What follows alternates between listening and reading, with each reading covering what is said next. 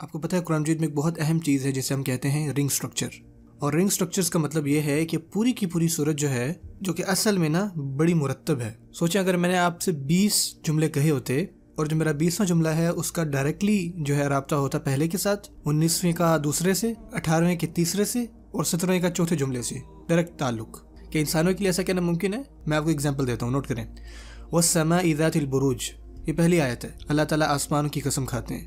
اور آخری آیت میں کہتے ہیں بل ہوا قرآن مجید فی لوح محفوظ، کہ قرآن مجید لوح محفوظ میں ہے. مجھے بتائیں لوح محفوظ کہاں ہے؟ وہ آسمانوں میں ہے. کہ آسمان سے شروع ہوئی اور آخری آیت بھی آسمان کے اوپر ہے. اللہ تعالیٰ کیوں کہہ رہے ہیں کہ یہ محفوظ ہے؟ کیونکہ اللہ تعالیٰ نے اس کی حفاظت فرمائی ہے.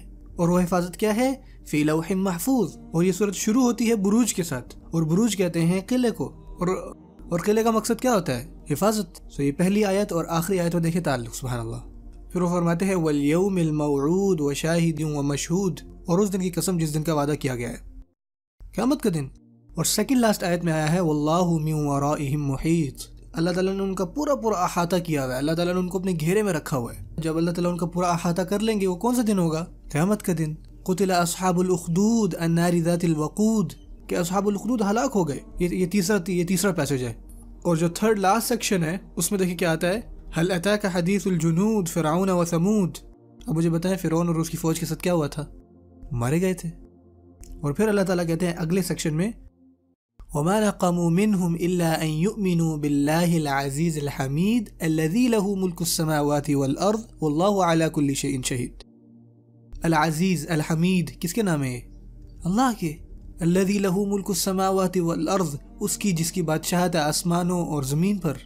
کس کے پاس بادشاہت ہے؟ کس کی بات ہو رہی ہے یہاں پر؟ اللہ تعالیٰ ہر چیز کے اوپر شہید ہے، وٹنس ہے، گواہ ہے. اور جو فورتھ لاسٹ سیکشن ہے اس میں کیا آتا ہے؟ انه هو يبدئ ويعيد وهو الغفور الودود ذو العرش المجید فعال لما يريد. اب بتائیں یہ ساری ڈسکرپشن کس کی ہے؟ اللہ کی. اب اگلی آیت میں دیکھیں ان الذين فتنوا المؤمنين والمؤمنات ثم لم يتوبوا فلهم عذاب جہنم ولهم عذاب الحریق. وہ جو مسلمان مردوں کو اور مسلمان عورتوں کو فتنے میں ڈالتے ہیں اور پھر توبہ نہیں کرتے ان کے لیے اب جہنم کا عذاب ہے اور ان کو جلایا جائے گا. اور آخر سے 5واں سیکشن کیا ہے؟ ان بطش ربک لشدید، کہ بے شک تمہارے رب کی پکڑ شدید ہے، مضبوط ہے. اور پھر جو ہے آخر میں سب سے درمیانی آیت آتی ہے اور دیکھیں وہ سبحان اللہ کیا ہے. ان الذين آمنوا وعملوا الصالحات لهم جنات تجري من تحتها الانہار ذلك الفوز الكبیر. جو درمیانی آپ کہہ لیں کہ موتی ہے نا، وہ بات کر رہے ہیں کہ جو ایمان والے ہیں وہ جنت میں ہوں گے.